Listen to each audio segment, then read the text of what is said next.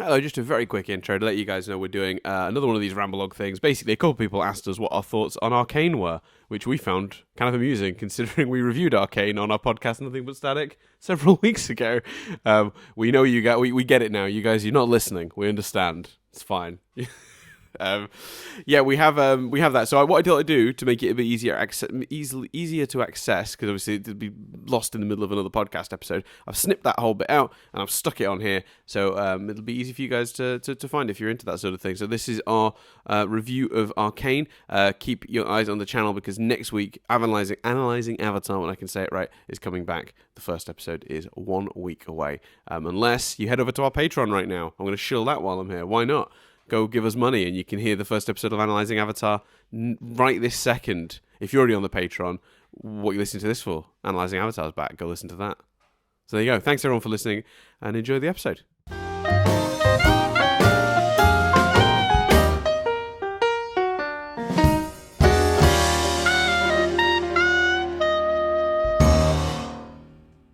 So, for those who don't know, and I'll be honest with you, I didn't.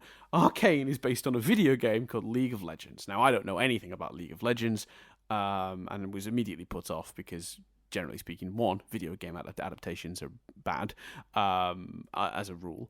There's been a couple of exceptions, but yeah, generally speaking, video game adaptations do not turn out great. And two, there is always a big issue with a video game in that they assume you know a certain amount of the lore. And it's really, especially when it's an animated one, you just think, well, this is only going to be for the fans, isn't it? This is like a niche thing that the studio have produced, that produced the game, to sort of give fans more backstory and stuff. And it's going to assume a certain amount of prior knowledge. So I dismissed Arcane the minute I saw it was even being made. I didn't even think about it. But it comes out, and lots and lots of people are saying, I have no idea what the game is, but this show is amazing. This show is amazing. One of the best shows of the year. Everyone just raving about this show. So we talked about it last week, and we were debating whether to review this or something on Amazon based on a book. Something about time. The Wheel of Time. That one. Yes, that one. And in the end, we sort of went with this because we'd seen chatter about both, but I felt that maybe this had like specifically positive buzz, whereas the other show, it was just talk, and that just means a lot of people are watching it, not necessarily that it's good, and we didn't want another invasion.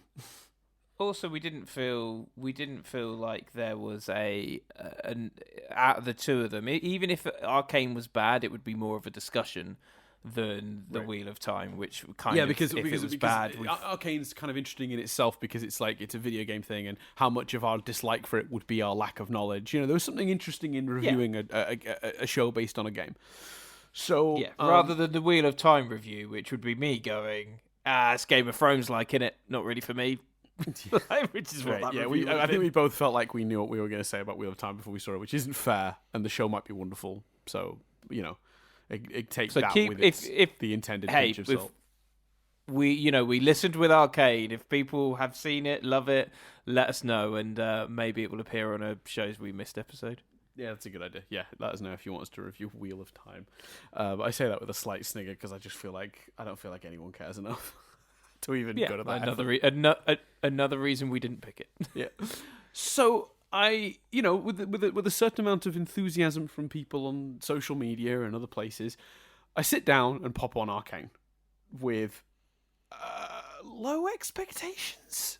Yeah, I'm going to say low expectations because despite the number of people telling me it was amazing, I was still very much in a negative space about the show, which is not fair to the show, but I've been burnt too many times before on video game adaptations. 6 hours later, I've mostly seen the entire show. And I'm already thinking about watching it all again with Nadia. And I don't yet know what Chris thinks, so we'll come to that in a second. But just very quickly to get my gushing out of the way, is that all right, Chris? You go for it. This is fucking brilliant on almost every conceivable level. I think it's beautiful a CG animated show, they've used these really, really great textures that make it look like, if you pause it at any point, like a oil painting or something. I don't know even how to describe it. I've never seen a show that looks quite like it or moves quite like it, but it is absolutely stunning. It's very cleverly, completely character focused. So the lore, when it's there, doesn't feel obtrusive. It feels, if you don't understand something, it feels like what a normal show does when it's got a dense lore, where they're just giving you little glimpses and you'll learn more as you go. The writers immediately earn your trust on that. I don't know how Wizardry. They used the arcane. I don't know. But they immediately bring you into the world by doing the smartest thing of all, which is with a game which, to my understanding, in a slight bit of research I've done since watching the show, has a very dense, very world level lore. Like, it's all about what happened to the planet over many years. The fact they've just focused down on a very couple of characters and told this extraordinarily human story inside of that world, such an incredibly satisfying thing to do. The action is honestly some of the best animated action I've seen in a long time. Obviously helped by the fact that you get very invested in the human beings involved. The voice acting is great. The general storytelling is great. There's constant intrigue. There's constant stakes. You know a show is well written when a character makes a choice towards the end of the show that you already go, oh my god, the repercussions of that choice. I already understand the ways in which that's going to potentially be a problem for almost every single character in different ways. And that's just genius writing. So it's well written, it's got great music, there's even an Imagine Dragons song in it that I don't hate, which is interesting. Maybe just repetition helps with that. It's beautifully animated, great voice. Everything is on fire. This show is fucking amazing. Like, I've got a whole other point I want to make later about its accessibility to anyone who's doing the thing I was doing before it. But before I get into that rant, that's my overall. I loved this show. Chris, how did you feel watching? Okay, because I genuinely feel it's a flip of a coin for you, because I really don't know. I see the difficulty for me. Is that, even before watching it, I have a unnecessary and unfair, real dislike for Imagine Dragons. It's really unfair and unjustified. They've not done anything to me personally. And a lot of people would find that, would question it and be like, why? I just think if you were watching a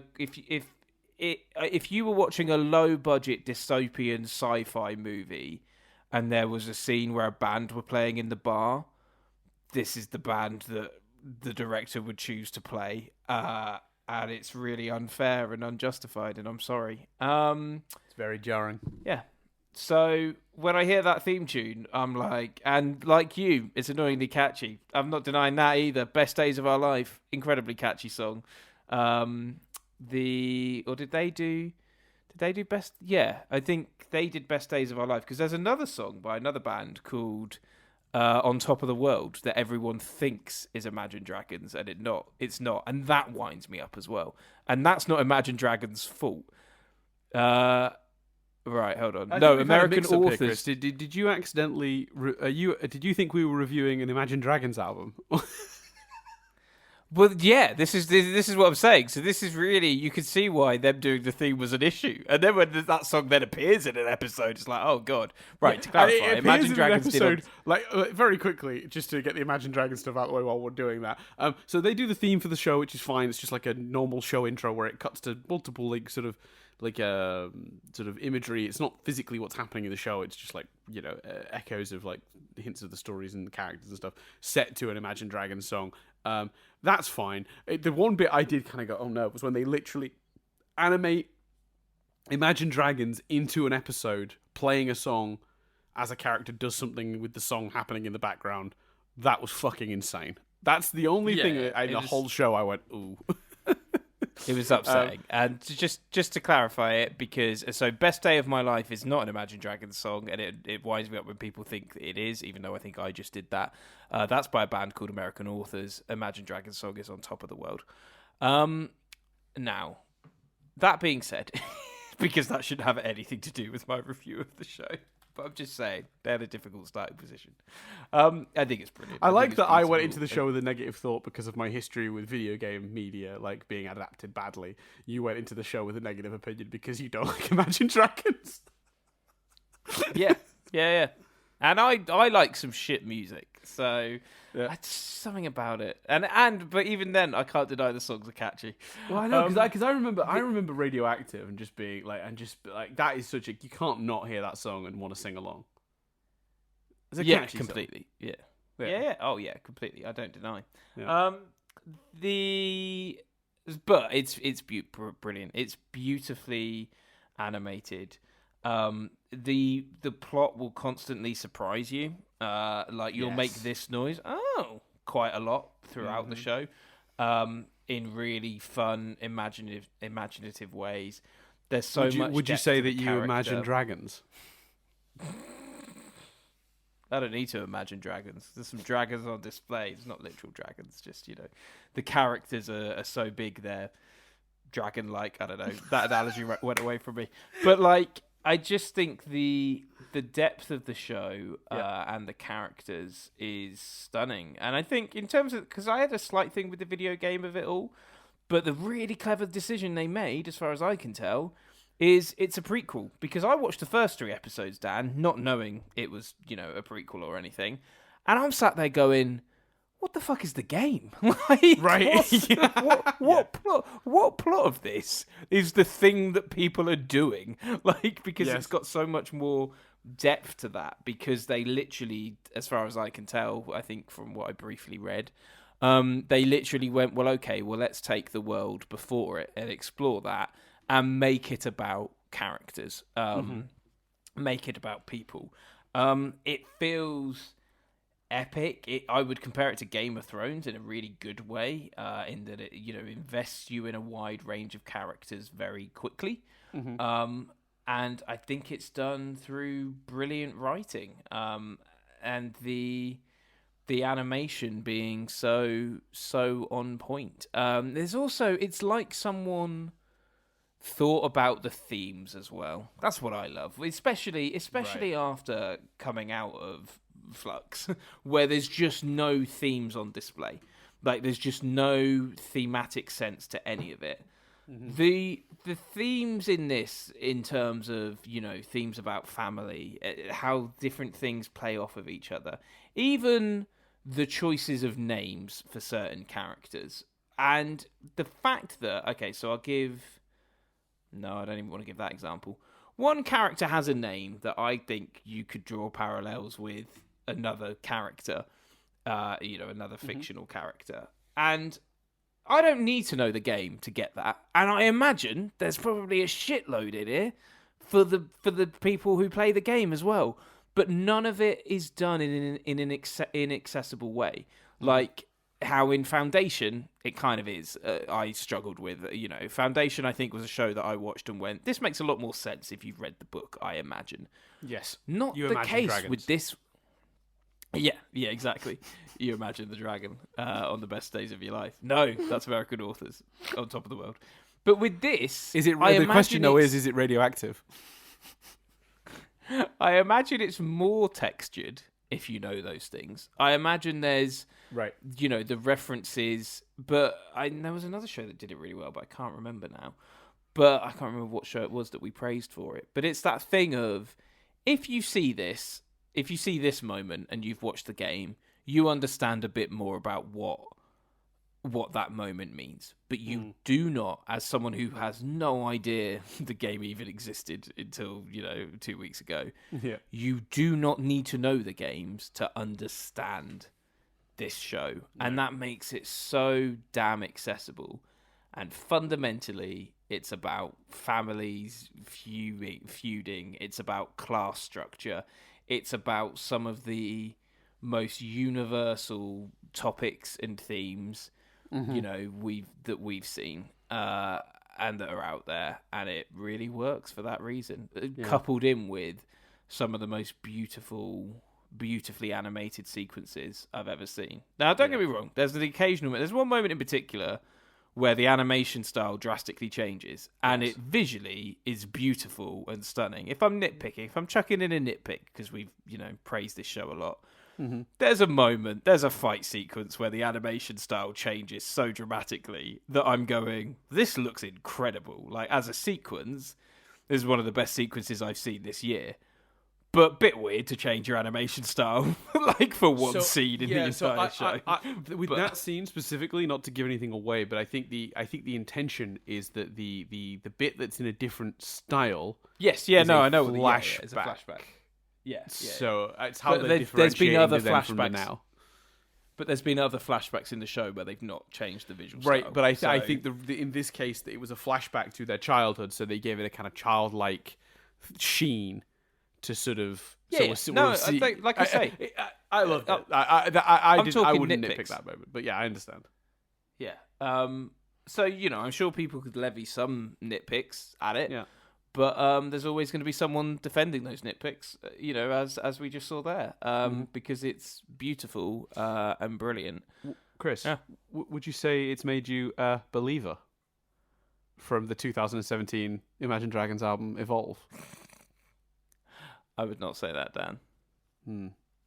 Would you say that makes me a believer? Would you say that makes me a bad liar from the 2018 album Origins?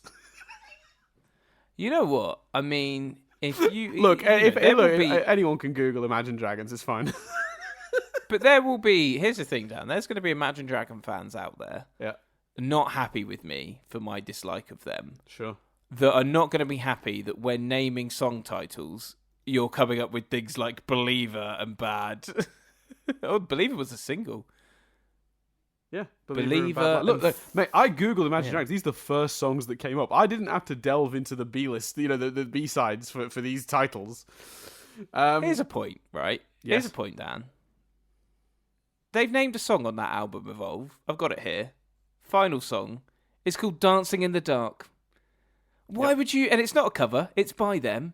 Why would you give a song the same title as, like, one of the classic...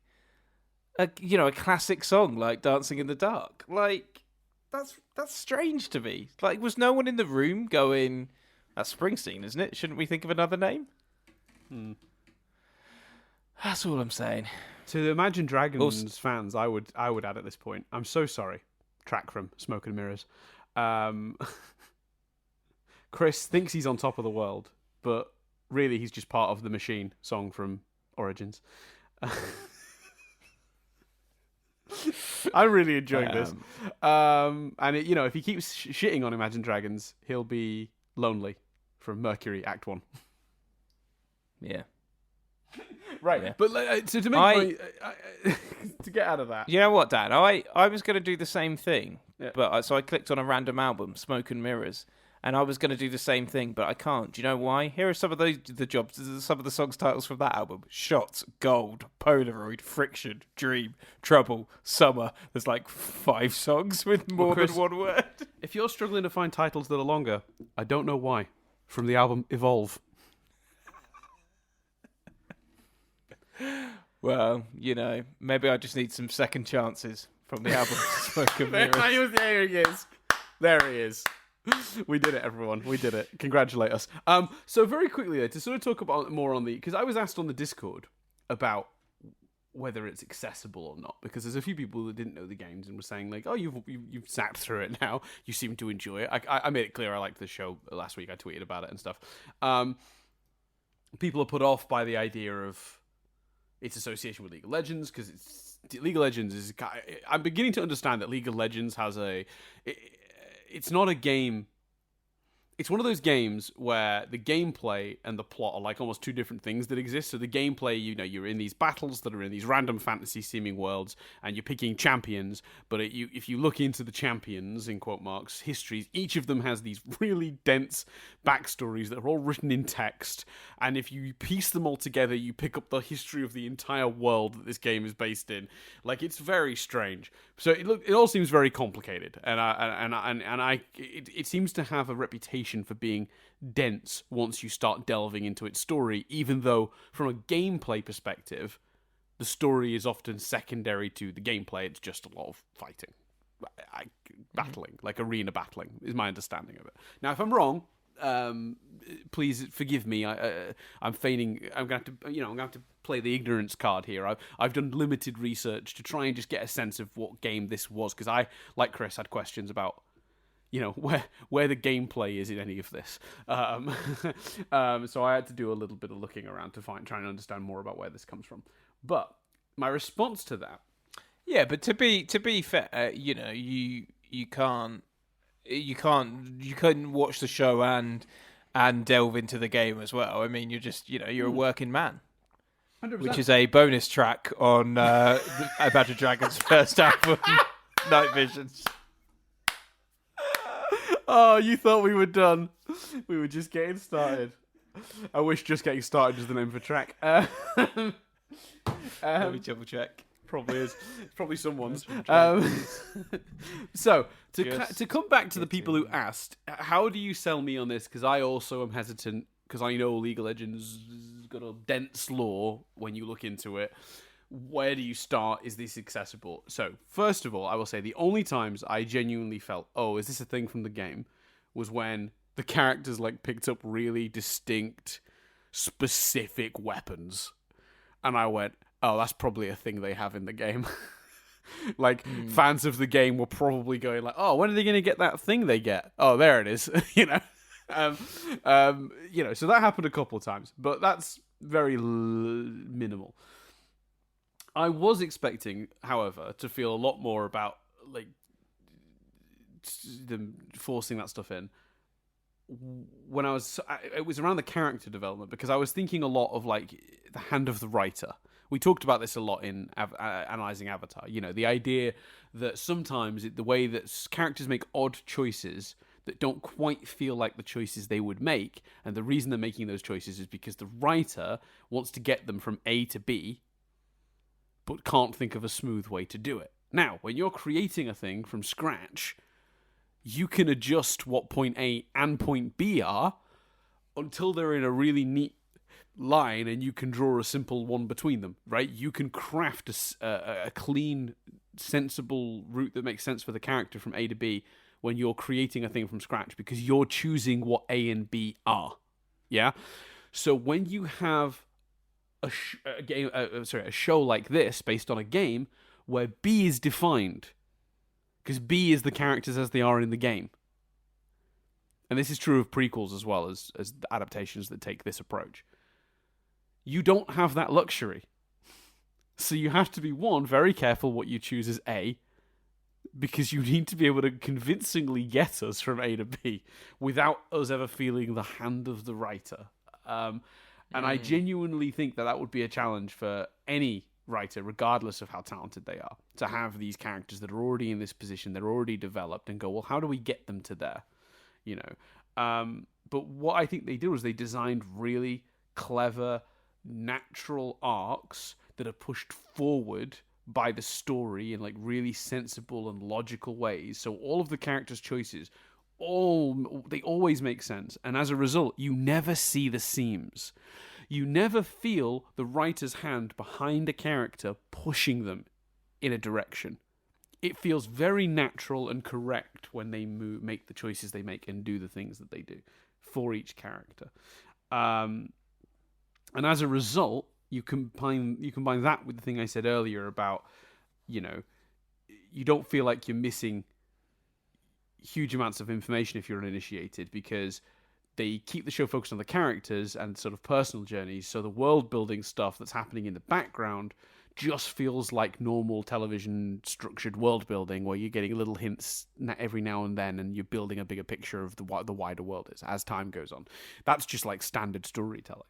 So between the choice to make it character focused and the choice to choose all the character arcs so smartly that you never feel the hand of the writer, it all just feels like it feels like it was a TV show first. Like, I would honestly, with the exception of, again, them picking up quite distinct weapons as the show goes on, the different characters, you wouldn't know. There's almost even no, then, though, you it's just not even, can't see the strings. It's amazing. It's not even about them picking up the weapons. It's about the way that's shot, the way the way that the weapons are animated. It's kind of like they're animated in exactly the way they would be in a cut sequence in the game. But yes, occasionally, for sure. Yes. I agree with you though. That's sort of the only thing, because it doesn't feel like an adaptation of a game. It feels like a TV show set in the world of the game, which is I suppose, by making it a prequel, what it is. Yes. But yeah. Yeah. So, if anyone's saying, do you recommend it? I mean, fuck yes. Everyone should watch this. Everyone should watch this. It's genuinely brilliant. And I think it will give you, if you don't, it's one of the most accessible forms of animation I've ever seen as well. Like the animated style, like honestly, accessible in the way that, a lot of it almost feels like photorealistic, almost like, it's not quite, one of the Disney live action adaptations of the animations, but it just feels incredibly accessible to the point where I'd say, even if you weren't normally into animation but loved shows like Game of Thrones, and it's not particularly old worldy or anything like that, but just in its kind of approach and scope and sort of higher class, lower class, etc., I'd really recommend it. Yeah, and again, actions in this show have consequences, and the show is bold about its consequences too. This is the other thing that made me compare it to Flux last couple of weeks, because Doctor Who Flux characters just choose stuff at random. It never matters what their characterization is to make that character choice make sense, and then just the story, whatever the story wants to happen, is what happens. The consequences of the choices never seem to matter. In this show, every single time a character makes a choice, there is a consequence to that choice, good or bad. And the show is brave in going, no, we're not going to pussyfoot around these consequences. This character has made this choice. There will be serious repercussions.